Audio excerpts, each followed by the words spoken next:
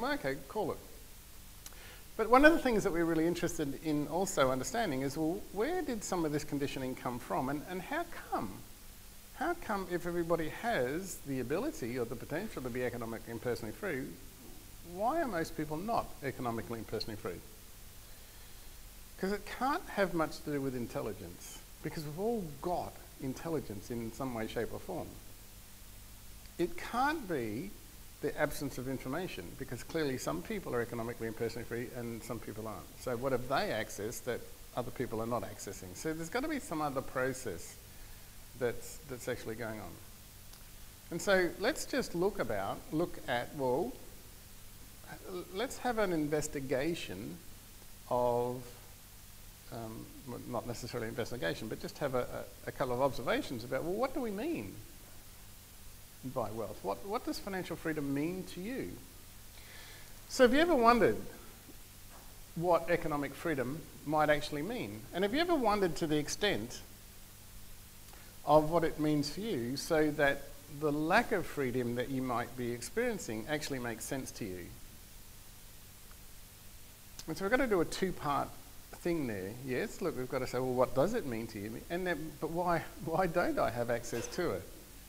And especially when it comes to, something to do with money. So we've got to actually have a notion. We've got to have a starting point. We've got to have an idea. Now, it's probably a fair idea to say that in our circumstances, because it's not true in all circumstances and it's not true in all cultures, but in our culture, most people associate economic freedom with some sort of large amount of something, whether it's a large amount of assets, whether it's a large amount of money, whether it's a large amount of something. Okay?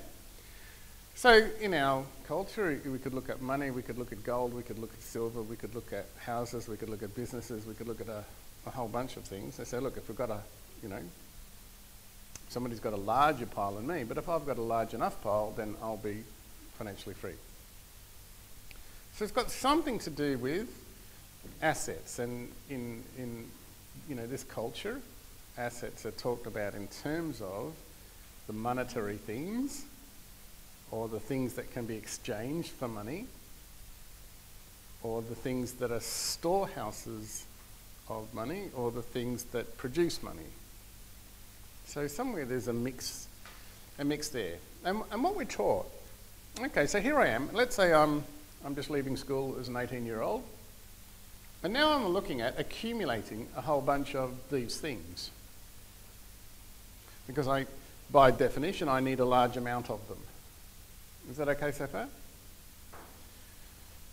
So let's say as an 18-year-old, 20-year-old, or just coming out of university, it's a daunting task, isn't it? Okay, so look, I've actually got to somehow get access to all of these. How am I going to do that? Well, one of the challenges is that we're never taught to do that. We see it, but we're never taught to it. Instead, what we're taught to do is to go to work. We're actually taught to earn money through a job of some description. Again, nothing wrong with it. And I'm not making it a right or wrong or a good or bad situation. Just let's say, well, where does the conditioning come from? So basically, as soon as you learn to do a job, what you're also learning is to jump through the hoops of an employer. So the employer wants you to do these tasks, and you are going to either do them well and you will get paid, or if you do them poorly, then chances are you're not going to be around for that much longer. So basically what happens is that you end up making money for other people, the people who control the means of production. So you become an employee. What we then find out, if we move through another decade, is that you're not really getting any further than where you started off was. As a matter of fact, you're rowing the boat for everybody else. Now, there's a concept that I want to introduce you to, and I call it downstreaming. Okay? So you're the earner of whatever money it is that you earn.